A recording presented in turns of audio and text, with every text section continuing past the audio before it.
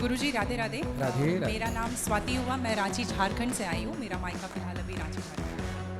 मेरी मम्मी जैसे जितिया करती है। हम लोग 3 भाई बहन हैं, 2 बहनें एक भाई, और मेरे घर में एक छोटा सा कुत्ता भी है। तो वो गुरुजी भाई बहन के समान ही है, समझ लीजिए। मतलब मम्मी हम लोगों के कंपैरिजन में उसको ज़्यादा प्यार करती है। सबको पहनाती है वो बत्ती जितिया वाला, तो क्या हम उसको भी पहना सकते हैं? क्या पहनाती है? वो जितिया जो पहनते हैं ना, अभी जितिया वाला जो पर्व था कुछ दिन पहले, हाँ हाँ, या नहीं पहनाना चाहिए?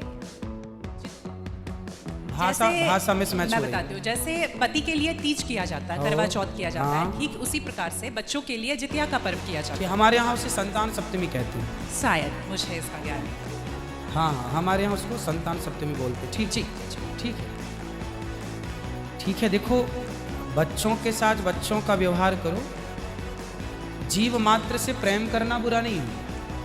सबसे प्रेम करो, सबको रोटी दो, सबको प्यार करो, सबको दुलार करो। प्यार दुलार करने में कोई बुराई नहीं। अपने पति से पर हर चीज की आप उतना प्यार, उस तरह का प्यार पर पुरुष से करेंगे तो ये मर्यादा के खिलाफ है। मतलब प्यार अब कहेंगे नहीं जी, जैसा हम अपने पति से करते हैं वैसे तुमसे भी करेंगे, वो अमर्यादित हो जाएगा। उसी तरह हम गाय से जो व्यवहार कर सकते हैं वो कुत्ते से नहीं कर सकते। डेहरी के बाहर रखा जाता है, तो घर के अंदर नहीं। मर्यादा है, बट वो तो हमेशा घर में ही रहता है। वो आपकी अज्ञानता बस। कुत्ता जहाँ जहाँ अपने पांव रख देता है, कुत्ता जहाँ जहाँ होता है वो अशुद्ध हो जाती है जगह। कुत्ता के स्पर्श से अशुद्धि आती है। इसलिए कुत्ता को रोटी खिलाने का विधान तो है। कुत्ते को आवश्यकता है तो आप उसकी दवाई भी कराइए, है ना। अनायास उसे छूने का विधान नहीं है। तो फिर गुरुजी उसको घर से बाहर कर दें? बाहर क्या, कुत्ते घर के अंदर रहे कब? गाय है आपके घर में? नहीं गुरुजी, इसलिए नहीं पॉसिबल है क्योंकि आप फ्लैट में नहीं रख सकते। आप खुद अगर रेंट पे रहते हैं। समस्या तो यही है कि आज हम कुत्ते को रखने को पॉसिबल मानते हैं और गाय को रखना इम्पॉसिबल मानते हैं। गुरुजी दिक्कत तो कुत्ते से भी है बहुत लोगों को। कुत्ते में मैनेज हो जाता है क्योंकि हम बाहर लेके जाते हैं। एक्चुअली कुत्ते में आप लोग मैनेज करना सीख गए हैं। काश गाय के साथ भी मैनेज करना सीख गए होते तो गाय भी मैनेज हो जाती है। अभ्यास से, अब कुत्ते के संग रहते रहते अभ्यास हो गया। गाय भी ना, छोटी सी गाय आती है जो हिमालय तरफ की गाय है ना, वो बहुत छोटी सी होती है। वो गाय यदि आप घर में रखेंगे तो 1 लीटर दूध देती है और इतनी प्यारी गाय होती है, इतनी सुंदर होती है। मतलब पूरे भारत देश की सर्वश्रेष्ठ नस्ल है वो, सबसे सुंदर सर्वश्रेष्ठ गाय। वो गाय सिर्फ कम दूध देती है। मतलब अपनी गौशाला में जितने छोटे छोटे बछड़े हैं ना, छोटे छोटे, मतलब सामान्य गैया का जो बछड़ा 1 महीने में होता है ना, उतनी बड़ी तो वो पूरी गाय होती है। लेकिन उस गाय को आप अपने गोद में ले सकते हैं, वो भी गाय होती है। तो कुत्ते वालों को उस गाय के साथ मैनेज कर लेना चाहिए। अच्छा, मतलब उस हाइट, मतलब उस गाय की हाइट की ग्रोथ नहीं है, वो गाय की हाइट, वो गाय बहुत छोटी सी होती है, इतनी सी होती है कि आप उसे गोद में ले सकते हैं। आप उसे गोद में लेके पूरे घर में घूम सकते हैं। मतलब इतनी छोटी गाय होती है। देखो, भगवान को पता था कलयुग में ऐसा होगा, इसलिए ऑप्शन दे रखा है। आप कुत्ते को गोद में लेके घूमते हैं, पर भगवान ने ऑप्शन दे रखा था। ये सवाल बेसिकली मेरी बहन के घर वालों का है। चिकन नहीं खाना चाहिए क्योंकि उसमें जान होती है। कोई भी जानवर नहीं खाना चाहिए क्योंकि जान होती है। प्लांट में भी तो जान होती है ना गुरुजी? हाँ, होती है। तो फिर हम उसको तोड़ते हैं तो उसको नहीं दर्द होता? ऐसा उनके घर वालों का सवाल है मेरे माध्यम से। नहीं, आप ठीक कह रहे हैं। देखो, किसी आप ना गेहूं को चबा जाइए, रोती नहीं है, चीखती नहीं है, उसमें रक्त नहीं होता, हड्डी नहीं होती, मांस नहीं होता, वो चीखती नहीं है, चिल्लाती नहीं है ना। पर आप मुर्गी को मारिए तो वो चीखेगी, चिल्लाएगी, भागेगी, खून है, हड्डी है, मांस है ना। एक्चुअली सिद्धांत है ना। देखो, इतने सारे मर्द हैं, लेकिन इतने सारे मर्दों में एक मर्द ऐसा है जो आपका हाथ पकड़ के रह सकता है, वो आपका पति, आपका हाथ पकड़ के है ना घूम सकता है। समाज ने आपको इजाजत दे दी, आपकी मांग भर गई, मंगलसूत्र आ गया। अब समाज ने स्वीकार कर लिया कि ये मर्द, ये पुरुष अब आपका पति है। अब आपको दूसरे पुरुषों के साथ देखा गया तो आप अच्छे नहीं माने जाएंगे। तो जैसे समाज ने एक पुरुष के संग, एक स्त्री के संग इजाजत दे दी, शास्त्र ने इजाजत दे दी कि आप इसके साथ रह सकते, ये लीगल है। उसी तरह आपको गेहूं, चावल, अंकुरित अनाज चीजें, दाल, चावल, सब्जी, रोटी खाना लीगल, वेद ने आज्ञा दे दी, ये खा सकते हैं। मांस के लिए आज्ञा नहीं दी। पतिव्रता नारी पराये मर्द के संग, पराये पुरुष के संग घूमेगी तो समाज उसे ठीक नहीं कहेगी। उसी तरह हम फल खाते हैं, दाल चावल साग सब्जी बादाम काजू ये खाते हैं, तो हमारे राम हमारे कृष्ण खाए, मतलब वेद ने आज्ञा दे दी कि आप ये खा सकते हैं, ये खाने का पदार्थ है। मांस शेर के लिए है, बिल्ली के लिए है, कुत्ता के लिए। क्या आप कुत्ता हैं? क्या आप बिल्ली हैं? क्या आप शेर हैं? क्या आप चीता हैं? नहीं। फिर जब हम मनुष्य हैं तो मनुष्यवत अब मांस खाने वाले जानवर ना, आप गौर से देखिएगा, मांस खाने वाले जितने जानवर होते हैं, कुत्ता बिल्ली चीता शेर, सब जीभ से चाट चाट के पानी पीते हैं। जी। आपने कुत्ते को पानी पीते देखा हो, लेकिन आप कैसे पानी पीते हैं? होंठों से पीते हैं, मुंह से पीते हैं। गाय कैसे पानी पीती है? मुंह से, जैसे हम लोग पीते हैं। कुत्ता चाट के, बिल्ली चाट के। मतलब शाकाहारी जानवर और मांसाहारी जानवर दोनों ईश्वर ने बनाए हैं। गाय को आप मांस परोसिए नहीं खाएगी, वो बकरी को मांस परोसिए नहीं खाएगी, भैंस को मांस परोसिए नहीं खाएगी। जब जानवर जानवर होके अपने धर्म में अटके हैं, तो हम इंसान क्यों अपना धर्म छोड़ रहे हैं? मांसाहारी जानवर होते हैं, उनको आप ध्यान से देखना, उनके पाँव में नाखून होते हैं, जबकि शाकाहारी जानवर के खुर पाए जाते हैं। जैसे गाय का खुर होता है, बकरी का खुर होता है, भैंस का खुर होता है, जबकि चीता का, शेर का, कुत्ते का, बिल्ली का। अब आप देखिए कि आपके ईश्वर ने पैर बनाए हैं ना तरीके से, आप मुंह से पानी पी, मतलब आपके लक्षण शाकाहार से मैच कर रहे हैं, है ना। बिल्ली के कुत्ते के यहाँ कहना दांत बड़े बड़े होते हैं मांस फाड़ने के लिए, जी आपके नहीं है। मतलब आप ईश्वर की तरफ से शाकाहार। और अब मैं नहीं कहता, आप मेडिकल साइंस का अध्ययन करके देखिएगा, साइंटिस्ट लोग अब सिद्ध, अभी मैं इंग्लैंड गया था, वहाँ मुझे बताया कि जो अंग्रेज लोग इनके बाप दादी जो मांस खाते चले आए हैं, अब कुछ अंग्रेज लोग इतने जागरूक पड़ रहे हैं, लोग परेशान हो रहे हैं। पहले के लोग जंगल में कंदमूल फल खाते थे, ये अब खाने लग गए हैं, सुअर खा रहे हैं, कुत्ता खा रहे हैं। अब बहुत सारे लोग शाकाहार क्यों अपने आप को मांसाहार की तरफ ले जाएं? क्यों किसी की हड्डी चबाएं? बताइए, हमारे यहाँ मुर्दे को छूने से लोग नहाते हैं, कितनी दुर्गंध है। अब देखो, आप गेहूँ, आप पालक काटो, गोभी काटो, है ना, मूली काटो, गाजर काटो, दाल पकाओ, कोई दुर्गंध आती है आपकी रसोई में? नहीं। लेकिन आप मुर्गी पकाओ, मुर्गी काटो, बिल्कुल वो बदबू से भर जाएगा। मतलब आपकी नाक भी आपको गवाह देने लग जाएगी, भाई बस कर, है ना। तो शरीर एक्सेप्ट नहीं करता, आप जबरदस्ती खिला रहे। गुरुजी, मेरा तीसरा प्रश्न ये है कि जैसे हम लोग एकादशी करते हैं और किसी दिन अगर हम बाहर रहते हैं और उस दिन एकादशी है, फॉर एग्जांपल हम आउट ऑफ स्टेशन है और उस दिन ख्याल नहीं कि एकादशी है, तो अगर हम बाहर चावल खा लेते हैं या लहसुन प्याज खा लेते हैं, तो क्या वो ब्रेक हो जाता है पर्टिकुलर एकादशी उस दिन का, या पूरा कंटिन्यूड रहता है जो 108 हम कर रहे हैं? कंटिन्यू कैसे रहेगा? वो पर्टिकुलर वाला कैंसिल होता है ना जिस दिन हम खा लिए बाहर। हाँ, आपने जो खा लिया वो एकादशी भंग हो गई जी, और पीछे से जो हम कंटिन्यू जो करते आए हैं, वो तो जो किया वो मिलेगा, जो आगे करेंगे वो मिलेगा। पर हमें इस बात का ध्यान रखना चाहिए। यदि आपने एक बार खा लिया एकादशी, भगवान से क्षमा मांगनी चाहिए, प्रभु अज्ञानवश हुआ, हमें क्षमा कीजिए, और फिर उतने को ही फलाहार मान लेना चाहिए, फिर कुछ नहीं खाना चाहिए। जैसे आज आपने धोखे से चावल खाया, आपने खाया ही एक कौर, तभी याद आया आज तो एकादशी। अब आप बोलेंगे नहीं, हे प्रभु अपराध हुआ, क्षमा, भगवान का नाम जप करो, और उसको ही अब मान लो कि मेरा पारण हो गया, अब फिर मैं कुछ नहीं खाऊं, तो फिर वो पूरी एकादशी मान ली जाएगी। गुरुजी, मेरा चौथा सवाल ये है कि आप कहते हैं दारू पीना पाप है, चिकन खाना पाप है क्योंकि उसमें जान है। दारू में ऐसी कौन सी चीज मिली होती है कि उसको पीने से पाप हो जाता है? अगर आप पी के कुछ गलत कर रहे हैं तो फिर गलत है।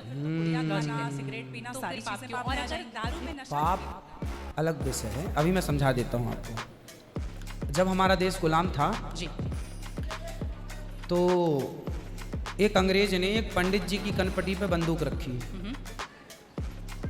और अंग्रेज ने कहा, ये पंडित जी यहाँ हो, तुम बड़े पुजारी हो? हाँ पुजारी हूँ। हिंदू हो? हाँ। आज मैं तुम्हें गोली मारूंगा। पंडित जी बोले, क्यों मारोगे? ने 4 चीजें पंडित जी के सामने बोले, आज 4 चीजें। पहले पराई स्त्री लाके रख दी, तुझे आज इसके संग रहना है।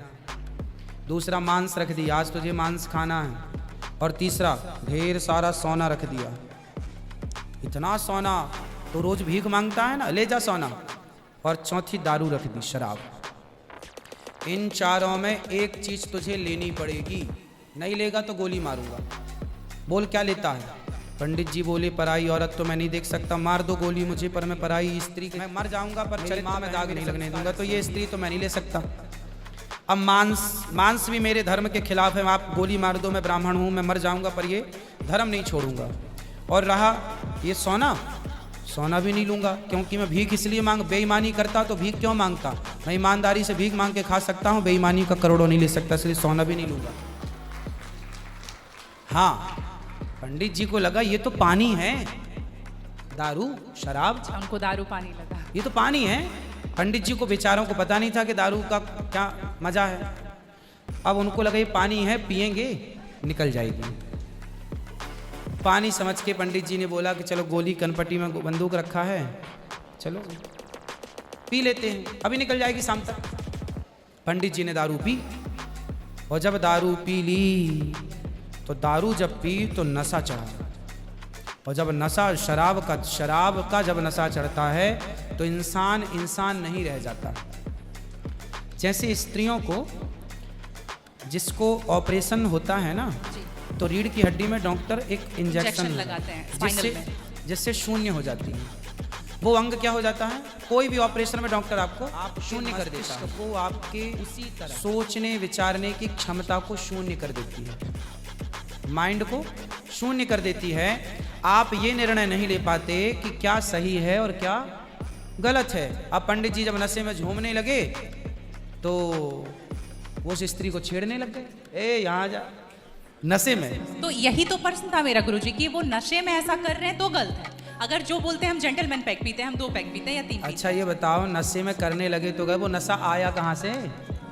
शराब जहाँ से आया वही तो गलत है। नहीं तो गुरुजी, सारे फसाद की जड़ तो वही है। गुरुजी जब ज्यादा पी ले रहे हैं तो ऐसा हो रहा है, जो कम पी रहे हैं और ये कह रहे हैं कि कम पीने से ऐसा नहीं होता, आप ज्यादा हमारे यहाँ 5 महापाप गिनाए हैं शास्त्रों ने जी। 5 महापाप, उनमें से एक शराब है। शराब है, हाँ। शराब को महापाप इसलिए कहा गया है, ये बुद्धि भ्रष्ट, शराब पीने वाली की बुद्धि सात्विक नहीं हो सकती। आप शराब पीजिए, आप शराब पीने वाला व्यक्ति आध्यात्मिक नहीं हो सकता। जो ईश्वर से कनेक्टिविटी है, जो हम आध्यात्म जगत की बात करते हैं, देखो आप शराब पीने के शराब लोग क्यों पीते हैं? शराब कौन पीता? जैसे मैं सात्विक हूँ, आप सात्विक हैं, आप चाहते हैं कि मैं भजन करूं भगवान का, ज़्यादा हाय हाय नहीं, शांत खुश भगवान के चिंतन में। एक तो इस प्रकार का आदमी है भगवत चिंतन में, वो ज़्यादा खाता भी नहीं। एक आदमी कैसा है जो विषय भोगी है। शराब शरीर को गर्म करती है, शराब शरीर को गर्मी पहुंचाती है। और जो व्यक्ति भोगी होता है, जिसे भोगों को भोगना है, वो लोग शराब का उपयोग करते हैं अपने भोगों की क्षमता को बढ़ाने के लिए। अब जिसे भोगना है वो तो अपनी क्षमता भोगों की बढ़ाए और शराब पिए, परंतु जिसे भगवत प्राप्ति करना हो, ईश्वर से नेह करना हो, मन लगाना हो, संत लोग एक टाइम भोजन करते हैं, 2 टाइम नहीं खाते।